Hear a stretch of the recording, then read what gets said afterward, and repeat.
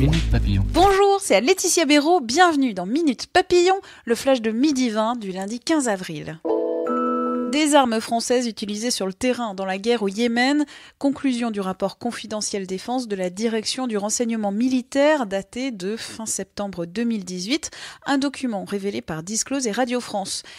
Un document qui va à l'encontre des affirmations de la ministre de la Défense qui affirmait en janvier ne pas avoir connaissance de l'utilisation d'armes françaises dans ce conflit au Yémen. Agnès Buzyn à 20 minutes. Jeudi, la ministre de la Santé s'est prêtée à un face-à-face avec des lecteurs de la communauté Moi Jeune. Agnès Buzyn a notamment parlé des phytosanitaires et des perturbateurs endocriniens. Ils sont soupçonnés de créer des maladies, de causer des malformations ou encore de l'infertilité.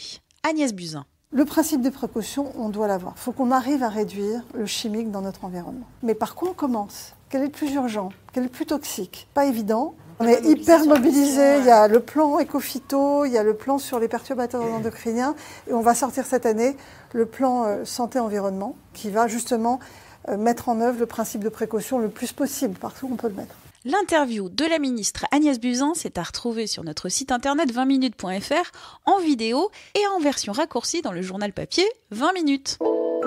5 mois après le début de la crise des Gilets jaunes, Emmanuel Macron doit annoncer ce soir aux 20h de premières mesures concrètes issues du grand débat national.